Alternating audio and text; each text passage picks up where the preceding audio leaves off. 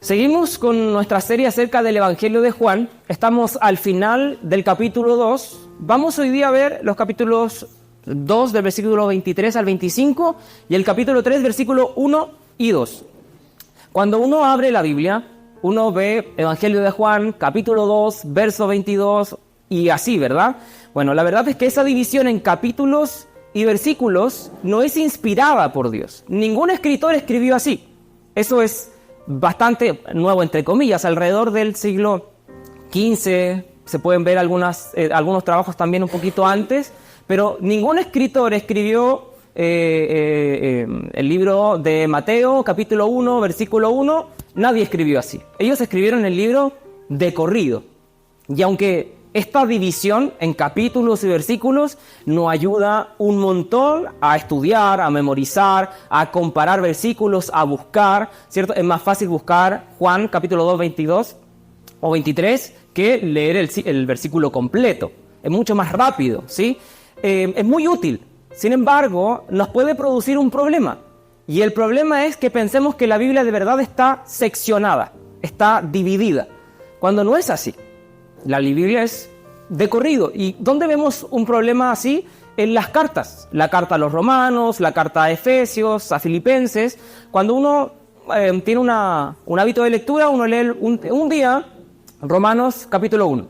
Al siguiente día Romanos capítulo 2. Y está bien leer, está súper bien así, si tenemos un plan de lectura. Sin embargo, si alguien les enviara una carta a ustedes, si les llega al cartero con una carta, ustedes van a tomar la carta y van a decir, hoy día voy a leer el primer párrafo y mañana leo el segundo párrafo. ¿Alguien lee las cartas así? Nadie lee una carta así. Uno abre la carta y la lee completa, de corrido, ¿verdad? Al seccionar la Biblia podemos caer en ese error. No es un error de la sección, de la división, es un error personal al usar este tipo de divisiones. Y debemos entender que la Biblia no está seccionada, es continuada. ¿Por qué? ¿Por qué digo todo esto? Porque si no entendemos esto, podemos ver el capítulo 3 separado del capítulo 2. Y no es así, no están separados, van conectados. Por eso hoy día vamos a ver los últimos versículos del capítulo 2 y los primeros versículos del capítulo 3 como una sola línea. Amén. Vamos al primer versículo. Debido a las señales milagrosas que Jesús hacía durante la celebración de la Pascua, muchos comenzaron a confiar en Él. Qué bueno que la gente al ver a Jesús creía en Él, ¿sí? ¿Cuál es el contexto? Recordemos que la última vez habíamos visto cómo Jesús fue al templo y una imagen bien famosa cuando Jesús se enoja porque estaban corrompiendo el templo y Jesús da vuelta a las mesas, las monedas se esparcen, los animales salen por todos lados. Estaban en la celebración de la Pascua, ¿verdad? Y en ese contexto, durante esa celebración, Jesús hace muchas señales milagrosas. Y mucha gente comienza a creer en Jesús. Y eso es bueno, ¿verdad que sí? ¿Es bueno que la gente crea en Jesús? ¿Verdad que sí? Sí. El problema es que Juan dice que no es bueno, porque Jesús no creía en ellos. Ahora, antes de avanzar a esa parte, hay que detenernos acá para entender por qué Jesús no confiaba en los que creían en Él. Y aquí hay algo particular. Dice Juan, debido a las señales milagrosas. Esa parte es súper importante. ¿Saben lo que significa la palabra señales en el idioma original? Milagro. Y si pudiésemos ocuparlo y traducir literalmente la palabra, diría, debido a los milagros milagrosos que Jesús hizo, suena como redundante. Suena como repetitivo, ¿sí?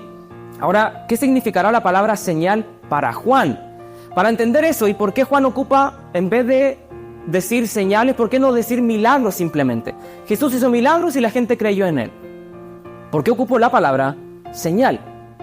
Para Juan es importante. Pero para ver esto, comparemos otros evangelios. Marcos 8:11 y Mateo 12:38 dicen lo mismo. Vinieron entonces los fariseos y comenzaron a discutir con él, con Jesús, pidiéndole señal del cielo para tentarle. Mateo 16:4 y Lucas 11:29 dicen lo mismo. La generación mala y adúltera demanda señal, pero señal no les será dada, sino la señal del profeta Jonás. Y dejándoles, se fue. Marcos 8:12. Y gimiendo en su espíritu dijo, ¿por qué pide señal esta generación? De cierto os digo que no se dará señal a esta generación. Mateo 16:1. Vinieron los fariseos y los saduceos para tentarle y le pidieron que les mostrase señal del cielo. Lucas, capítulo 2, verso 12, nos da otra perspectiva, ¿sí? Porque, ¿qué vimos en los versículos anteriores? Que la gente pedía señales, ¿verdad? Eso es lo que acabamos de leer. Pero hay otros versículos que nos muestran cómo la señal es un símbolo de algo. Lucas, esto servirá de señal. Hallaréis al niño envuelto en pañales acostado en un pesebre. La palabra señal es la misma que se ocupa en todos los otros pasajes. Es la misma. Marcos 14:44. Y el que le entregaba, Judas, les había dado señal, diciendo: al que yo besare, ese es. Prendedle y llevadle con seguridad. Si nosotros, y esto es lo bueno de dividir la Biblia en versículos, porque eso nos sirve para comparar, se llama concordancia. Buscar el pasaje, capítulo tanto, versículo tanto. Y si nosotros buscamos la palabra señal en todo el Nuevo Testamento, particularmente en los Evangelios, nos vamos a dar cuenta de un patrón. Mateo, Marcos y Lucas lo ocupan para lo mismo, para describir cómo los demás le pedían a Jesús señal y cómo la señal era un símbolo que apuntaba a algo. Eso es todo. Pero solo Juan la ocupa para referirse a Jesús. ¿Qué decía el versículo que leíamos al principio? Jesús hizo muchas señales y milagros. ¿Y qué decían todos los versículos? La gente pedía señal, la gente exigía señal, pero nunca vemos que en esos pasajes Jesús respondiera. Solo Juan dice que Jesús hizo señales. ¿Por qué Juan ocupa la palabra señal para referirse a las obras que Jesús hizo? Porque esa señal simbolizaban algo en Cristo. El propósito del Evangelio de Juan es uno. Juan 20, 30 y 31. Hizo además Jesús muchas otras señales en presencia de sus discípulos, las cuales no están escritas en este libro. Pero estas se han escrito, ¿qué cosas? Estas señales se han escrito para que creáis que Jesús es el Cristo, o que Jesús es el Mesías, el Salvador, el Hijo de Dios, y para que creyendo tengáis vida en su nombre. O sea, Juan ocupa la palabra señal en vez de milagro simplemente, ¿para qué? Para que nosotros al leerla y todos los lectores podamos saber que Jesús es el Cristo, el Hijo de Dios, y para que creyendo tengamos vida eterna. ¿Sí? Esto es súper importante para entender lo que viene. Porque ¿qué decía? Jesús hizo señales y la gente creyó. Que bueno, se cumplió lo que Juan pedía, que la gente viera las señales y creyera. Pero la respuesta de Jesús, ¿cuál es? Juan 2:24. Pero Jesús no confiaba en ellos. ¿Por qué? Porque conocía todo acerca de las personas. Esta es la versión Reina Valera. Dice que muchos creyeron, pero Jesús no se confiaba. Hay otras versiones que dicen que Jesús no se fiaba de ellos. Pero una traducción literal es: muchos creyeron en Jesús, pero Jesús no creía en ellos. ¿Sí? Esa es una versión literal. Cuando dice que Jesús no confiaba, está hablando de creer, perdón. Ahora, ¿por qué Jesús no creía en ellos? Si ellos sí habían creído en Jesús. ¿Era una fe genuina? ¿Era una fe real? ¿Estaban fingiendo una fe? Tal vez por eso Jesús no creía en ellos, ¿sí? Pero vamos a ir viendo que es un poquito más profundo que eso, ¿sí? Ahora aquí hay un problema. Porque Juan nos dice que él escribió estas señales para que la gente al creer en ellas pudiese ver que Jesús es el Mesías, el Salvador, que Jesús es el Hijo de Dios y que al creer en él la gente pueda tener vida. Y es más, Juan en el mismo Evangelio nos dice que el único requisito es creer. ¿Por qué entonces la fe de estas personas, Jesús no confía en ellas? Fíjense lo que dice el mismo Evangelio de Juan, capítulo 3, verso 14 en adelante. Y como Moisés levantó la serpiente en el desierto, así es necesario que el Hijo del Hombre sea levantado, para que todo aquel que en él cree no se pierda, mas tenga vida eterna. Porque de tal manera amó Dios al mundo, que ha dado a su Hijo unigénito, para que todo aquel que en él cree no se pierda, mas tenga vida eterna. Juan está diciendo que el que cree en el Hijo tiene vida eterna. Pero acá hay un grupo que está creyendo en Jesús y Jesús no está aprobando su fe. ¿Qué pasó? Juan se está contradiciendo. No basta con eso. Juan sigue hablando sobre la fe. 6, 28 y 29. Entonces le dijeron: ¿qué debemos hacer para poner en práctica las obras de Dios? Jesús respondió y les dijo: esta es la obra de Dios, que creáis en el que Él ha enviado. O sea, Juan está diciendo que necesitamos creer. Esta gente cree, pero Jesús no cree en ellos. Y cuando dice que Jesús no cree en ellos, lo que Juan está diciendo es que Jesús no confía en su fe. Esa fe que ellos están teniendo no es correcta, no es válida, no es aceptada. Tal vez alguien diga, lo que pasa es que en el griego, en el idioma original, cuando Juan dice que ellos creyeron, está ocupando otra palabra, que significa una fe falsa, y cuando Juan habla de creer en el Hijo, como veíamos, y el que cree en Él tiene vida eterna, está ocupando otra palabra. Y ahí tenemos dos cosas. Primero, si de verdad le interesa el idioma original, está súper. Pero el segundo punto es que no es correcto, porque cuando Juan dice que ellos creyeron, está ocupando la misma palabra que cita en Juan 3:16, para que todo aquel que en él crea. Y esa palabra en el griego es pisteo, que es una fe, es creer de verdad. Y cuando Juan dice que esta multitud al ver las señales creyó, Juan está diciendo que ellos pisteo, o sea que ellos creyeron de verdad. Era una fe verdadera. Ellos de verdad creyeron, pero Jesús no confiaba en ellos. Jesús no creía en su fe. ¿Por qué? ¿Por qué será que Jesús no creía en él? Para responder esto, debemos seguir en el mismo evangelio de Juan, porque si Juan nos metió en este problema, Juan nos tiene que aclarar el problema. Y en el capítulo 6 vamos a ver una historia muy particular. Y en la alimentación es un milagro. Se reúne una gran multitud. Ya era tarde y Jesús se preocupa por ellos y Jesús dice, hay que darles de comer. ¿Quién tiene comida? Le pregunta a Felipe, porque Felipe vivía cerca, si había un lugar donde pudiesen conseguir alimento. Y Felipe le dice, Señor, no podemos alimentar a esta gente, son demasiados.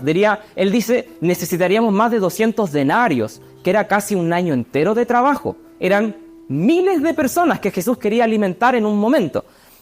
Le pregunta a Andrés, y Andrés dice, aquí hay un niño que tiene 5 panes y 2 peces, pero me parece que no va a alcanzar.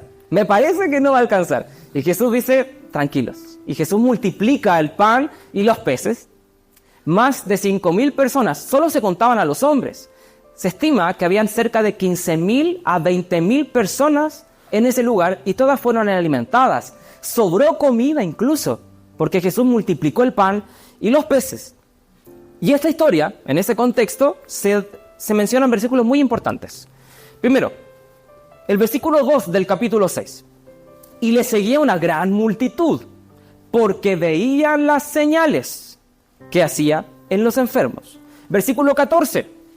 Aquellos hombres entonces, viendo la señal que Jesús había hecho, fíjense, dijeron, este verdaderamente es el profeta que había de venir al mundo.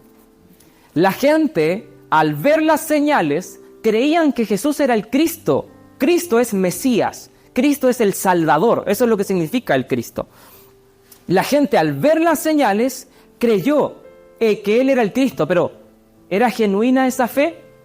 Sigamos en el capítulo 6. Fíjense lo que dice el versículo... me salté, hay un versículo que no está puesto, pero es el versículo 30. Esta misma multitud que había visto y había creído, fíjense lo que dice, se los voy a leer. Le dijeron entonces, ¿qué señal pues haces tú para que veamos y creamos? ¿Qué obra haces?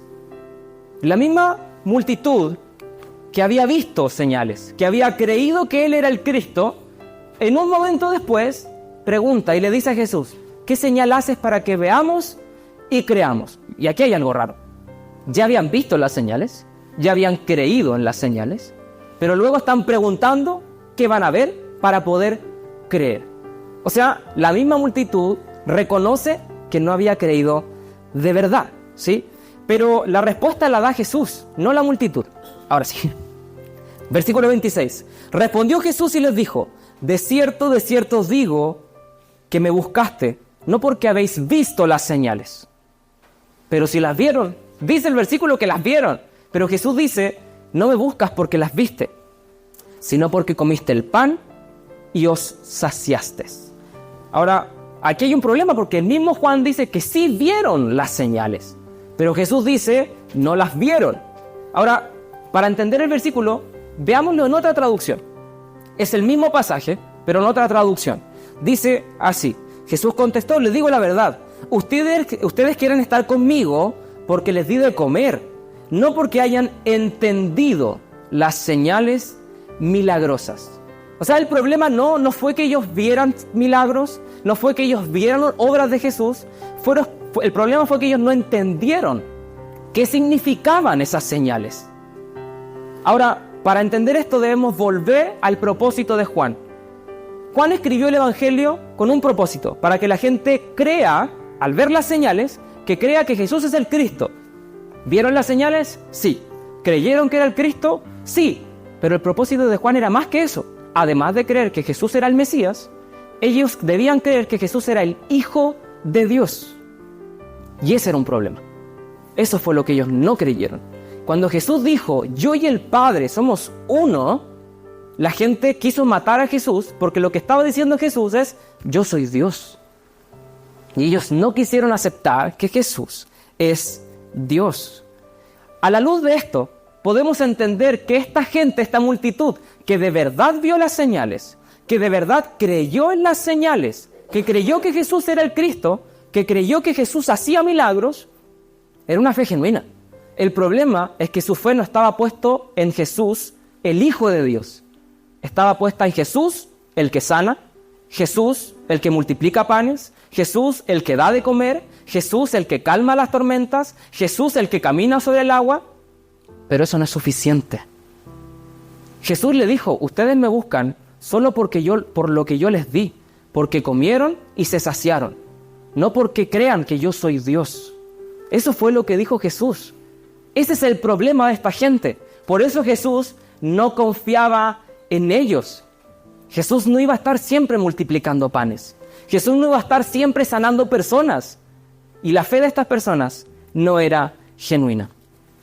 De manera que entendemos que un falso creyente, porque esta gente creía, pero de manera falsa, no porque su fe no fuera verdadera. Ellos de verdad creían en Jesús, pero no como la palabra pide, no como las Escrituras mandan. Y las Escrituras nos mandan a creer en Jesús como el Hijo de Dios, como Dios hecho hombre en la tierra, que murió, sufrió, fue crucificado, resucitó, se levantó de los muertos y hoy es nuestro Salvador. Dios haciéndose carne, haciéndose hombre. Mormones, testigos de Jehová, adventistas, son falsos creyentes. ¿Por qué? Porque pueden creer que Jesús es el Salvador, y lo creen, pero no creen que Jesús es Dios. Creen que Jesús es un ángel, creen que Jesús es una criatura, pero no creen en Jesús como Dios. Y según Juan, según el propio Jesús, ¿qué les diría Jesús a ellos? No confío en ustedes, no confío en ellos. Porque pueden creer que hago milagros, sí. Pueden creer que puedo sanar, sí. Pueden creer que de verdad soy un salvador, sí. Pero no creen que soy Dios. Y ese es un problema gravísimo. Incluso en las Escrituras podemos ver pasajes de gente que negaba la deidad de Jesús. Y fueron problemas que la iglesia al principio, luego de la muerte de Jesús, enfrentó. Gente que decía: no, Jesús no es Dios. Y eso era un problema. Porque si Jesús es Dios, si Jesús no es Dios, Jesús no puede ser nuestro Salvador. Porque para cargar una deuda eterna, Él solamente podía pagar el precio. Nadie podía morir en nuestro lugar si no era Dios mismo. Amén. Eso es un falso creyente. Alguien que cree en Jesús, pero no que Jesús es Dios. ¿Y cuál es el problema de esto? Que si Jesús no es Dios, Jesús no merece mi adoración. Si Jesús no es Dios, Jesús, ¿por qué debería seguirlo? ¿Por qué debería conocerlo? Murió por mí, gracias, no tenía por qué molestarte, pero gracias. Pero si Jesús no es Dios, ¿por qué Jesús me debería juzgar? Si Jesús no es Dios, ¿por qué yo debería tener cuidado? Si Jesús es Dios, ¿por qué debería temerle? Si Jesús es Dios, si Jesús no es Dios, ¿por qué debería amarlo? Pero si por el contrario, si Jesús verdaderamente es Dios, deberíamos tener reverencia ante Él. Si Jesús realmente es Dios, deberíamos obedecerlo. Si Jesús realmente es Dios, deberíamos postrarnos a sus pies y adorarlo. Esas son las implicancias de creer que Jesús no es Dios. Amén. Eso es un falso creyente a la luz de esto. ¿Y eso puede ser aplicado hoy día? Sí. Ya dijimos, mormones, testigos de Jehová, adventistas y cualquier otro que no crea que Jesús es Dios es un falso creyente. Es que aquí todos creemos que Jesús es Dios. Sí, puede ser de boca hacia afuera. Pero ¿saben por qué Jesús no creía en ellos? Versículo 25. Y no tenía necesidad de que nadie le diese testimonio del hombre, pues él sabía lo que había en el hombre. Jesús conocía el interior. Podemos decir sí, creo en ti, como cantábamos, creo en ti, ¿verdad? Pero Jesús es el que conoce el interior. Y Él sabe si yo soy un verdadero creyente o un falso creyente. Si tuviésemos que preguntarnos hoy día, ¿por qué creemos en Jesús? Es que Dios me sanó, es que Dios proveyó, es que Dios contestó mi oración. No somos muy distintos a esa multitud. Porque esa multitud también creía por lo mismo, por lo que Jesús hacía, no por lo que Jesús era. Y hay una diferencia gigante entre creer en lo que Dios hace y creer en lo que Dios es. Porque si yo creo solo en lo que Dios hace, yo estoy esperando que Dios me sane si estoy enfermo. ¿Pero Él está obligado a sanarme? No, Él nunca prometió que me iba a sanar cada vez que me enfermara. Y si no me sana, mi fe se va a caer. Porque yo solo estoy creyendo en lo que Él hace. Y si Él no hace, entonces dejo de creer. Incluso mucha gente del mundo dice, Señor, si tú me contestas mi oración, yo voy a hacerlo tal cosa. Lo que se conoce como una manda. Esa es una falsa fe. Porque estamos confiando solamente en lo que Él hace. Dios, Jesús es Dios. Y no importa lo que Él haga. Él merece adoración. Él merece nuestra obediencia. Él nos salvó. Él nos sana por misericordia y gracia, pero Él merece nuestra adoración, haga o no haga lo que pidamos. Falsos creyentes hoy día, ¿quiénes son? Personas que siguen a Cristo solo buscando un beneficio. Es que sigo a Cristo esperando a que Él me sane. Oro para que Él me sane. Voy a la iglesia para que Él me sane. Leo la palabra para que Él me sane. Esa no es la motivación correcta. Solamente cuando tenemos problemas, cuando estamos sin trabajo, cuando estamos con escasez, cuando estamos con problemas, ahí buscamos. Esa no es una fe genuina. ¿Cómo se refleja hoy día una fe genuina? Puede haber personas que estén 20 años en el Evangelio, en comillas, pero están en una iglesia, tienen un problema, se van a otra iglesia. Tienen un problema, se van a otra iglesia. Un problema, se van a otra iglesia. Esa es una fe falsa, porque no descansa en la persona de Cristo. Gente que pudo haber estado años en el Evangelio, tuvo un problema y al día siguiente es igual de mundano que hace 20 años atrás. No le costó absolutamente nada. Ayer estaba compartiendo alabanzas y mañana está compartiendo cualquier otra cosa en sus redes sociales. Ayer se controlaba su boca y al día siguiente está suelta, como cualquier cosa. Ayer se contenía de hacer cosas malas y al día siguiente vive su vida como si nadie en el cielo mirara. Esa es una fe falsa. Una fe que no descansa en la persona de Jesús. Cuando creemos en lo que Jesús hace, nosotros tratamos de cambiar para conseguir lo que Él hace. Y eso es una máscara. Eso es solamente una vestimenta, un disfraz. Pero eso se cae. Eso no dura para siempre. No podemos aguantar ser buenos. No tanto tiempo. En algún momento vamos a caer. Pero descansar y creer en quién es Jesús de verdad es un cambio interno. Es de adentro. Es el corazón el que es transformado. Amén. Lo que aquí dice Juan es muy similar a lo que dice Samuel. Cuando Samuel va a ungir a David y Samuel ve a los hermanos de David. ve a un hombre grande, fuerte, fornido, de buen parecer, y Samuel dice, este es el rey que Dios quiere para Israel. Y Dios le dice, no, ese no es el rey. Pasan todos, una gran fila de hermanos, y ninguno de ellos era. Y Dios le dice, hay otro, mándalo a llamar. Y ese era David, pequeño, un joven, pastor simplemente menospreciado, casi que su familia lo había olvidado. Parece que tengo otro hijo, dijo el papá. Búsquenlo y mándenlo a llamar. Y ese era David. ¿Y qué dice Dios a Samuel? Tú miras lo aparente, lo de afuera, pero yo miro el corazón. Y eso es bueno, porque cuando nos cuesta servir, cuando es difícil buscar, cuando es complejo permanecer fieles, Dios ve el corazón. Dios ve la intención, Dios ve cuánto de verdad nos cuesta. Dios ve de verdad la intención de nuestro corazón para buscarlo a pesar de dificultades, para orar, congregarnos, seguir creyendo a pesar de las circunstancias que pueden ser complejas. Pero Dios está viendo la intención real del corazón, que a pesar de todo permanecemos, que a pesar de todo nos esforzamos para estar en comunión con Él. Dios ve esa lucha, Dios ve nuestras lágrimas, Dios ve nuestros sufrimientos. Y qué alegría, ¿verdad? Que Dios sí lo vea. Aunque nadie de los demás sepa cuánto nos cuesta, aunque nadie alrededor sepa cuánto nos esforzamos, la Biblia nos dice algo. Dios sí lo sabe. Él sí nos ve. Qué alegría, ¿verdad? Pero la verdad es que nos debería dar temor. Porque cuando eso no es así, Dios también lo ve.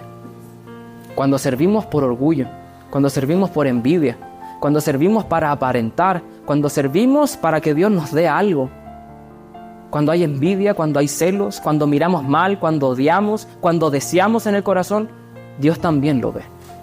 Eso nos debería dar temor, reverencia. Porque sí, es fácil decir, Dios, tú miras el corazón, así como mi corazón es puro, perfecto. Y no es así, no podemos engañarnos, mucho menos a Dios. Él nos conoce de verdad. ¿Han escuchado la frase?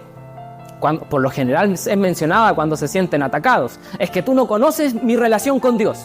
Mi relación que yo tengo personal con Cristo. Siempre es mencionada a la defensiva, ¿sí? Es una señal de alerta. Como cuando don Ramón dice peligro, así una señal de peligro. Esa señal, esa frase es de peligro, es de alerta. Que en la gran mayoría de los casos refleja una pobre o nula relación con Dios. Una falsa fe. ¿Por qué? Es verdad, yo no conozco y no puedo ver su intimidad con Dios. Y nadie de los que estamos acá puede verlo. Usted puede fingir que lleva una vida espiritual, puede fingir que ora todos los días, que lee la palabra, puede memorizarse las escrituras y decirlas de tapa a tapa, de corrido. Puede llevar 30 años en una iglesia, puede predicar, puede incluso tener liderazgo dentro de la iglesia. Pero su relación con Dios nadie la ve. Eso es algo personal, sí, es verdad. Yo no conozco su relación con Dios. Sin embargo, aquí hay algo particular.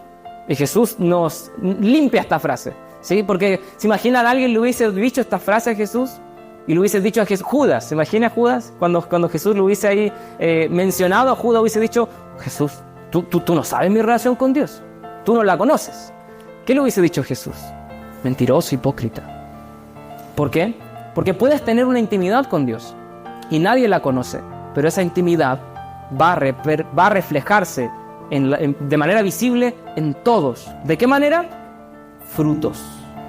Una persona que no ama, una persona orgullosa, una persona envidiosa, una persona que miente, una persona que no tiene fe, una persona que no ama a los demás, una persona que no da fruto del Espíritu Santo, fe, paciencia, templanza, bondad, benignidad, mansedumbre, es una persona que no tiene una comunión con Dios. Dime lo que quieras, que yo no conozco tu relación, yo no sé cuánto oras, yo no sé cuánto lees, no me importa. Tus frutos son los que hablan de esa supuesta relación. Son los frutos los que revelan si somos verdaderos o falsos creyentes.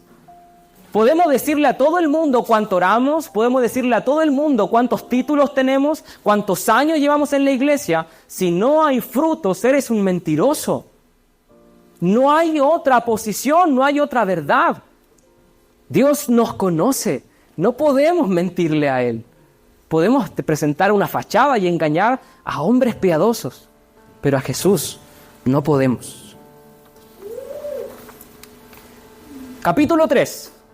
Había un hombre entre los fariseos que se llamaba Nicodemo, un principal entre los judíos. Este vino a Jesús de noche y le dijo: Rabí, sabemos que has venido de Dios como maestro, porque nadie puede hacer estas señales que tú haces si no está Dios con él. ¿Se acuerdan lo que le decía al principio?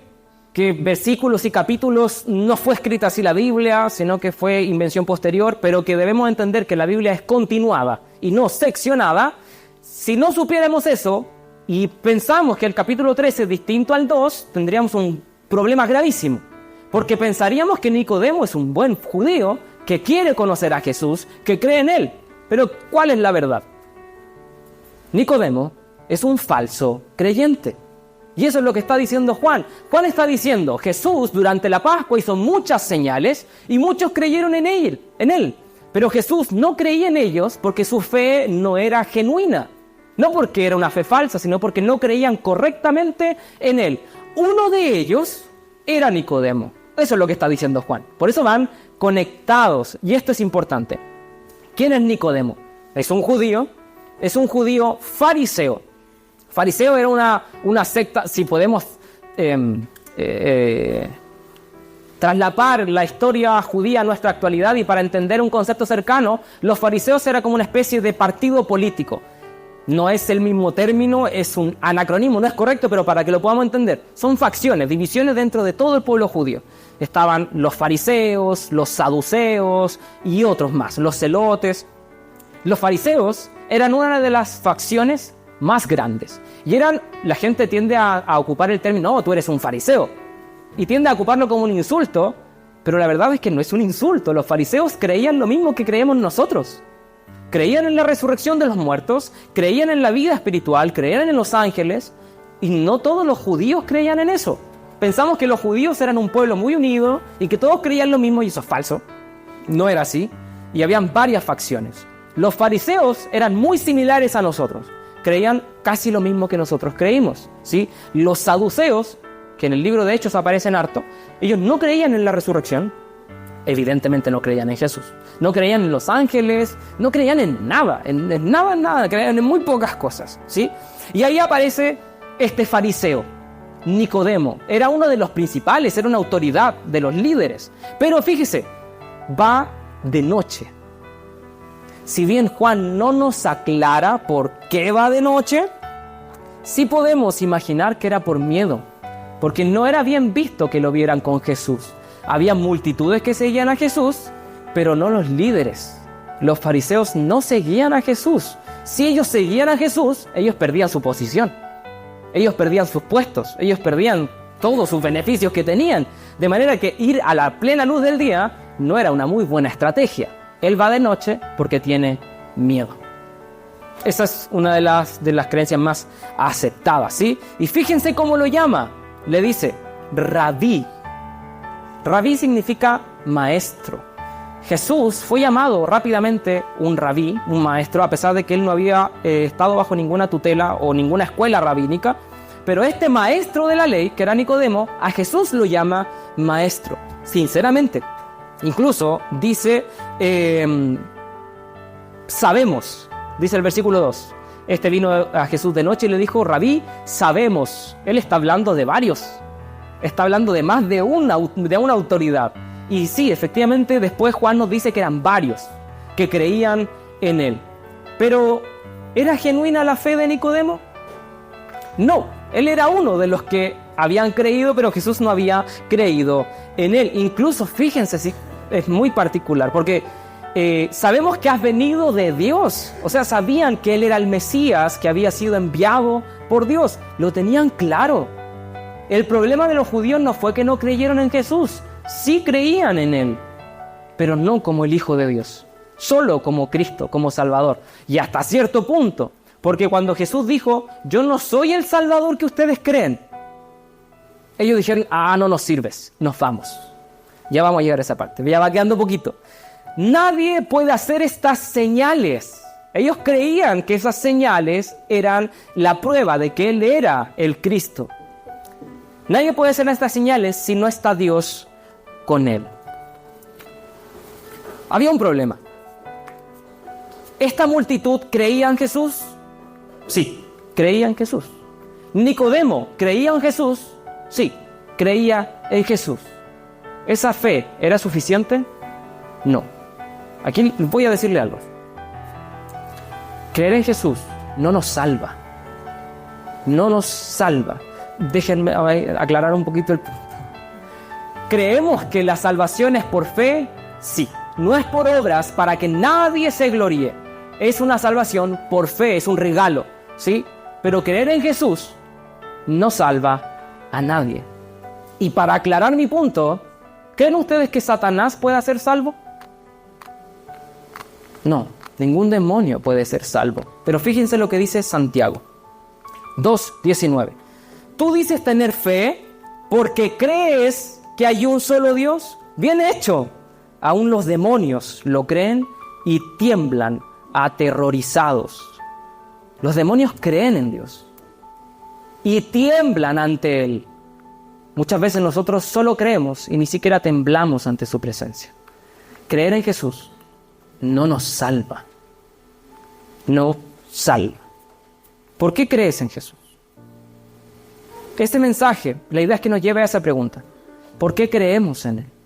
¿Creemos de una manera genuina que Él es Dios y merece adoración, reverencia y obediencia? ¿O creemos simplemente que Él es una especie de genio de la lámpara que si pedimos Él responde? Esa fe es incorrecta. ¿Por qué digo que creer en Jesús no salva? Porque la Biblia así lo dice. Ahora, cuando la Biblia dice también que la salvación es por fe, simplemente, la fe de la que está hablando las Escrituras es una fe que nos hace contemplar a Dios, conocerlo, adorarlo y obedecerlo.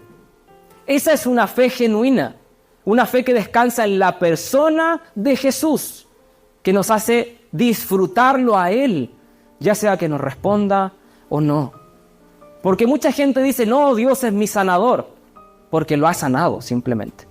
Y si Dios no los hubiese sanado, ¿quién sería Dios para ellos?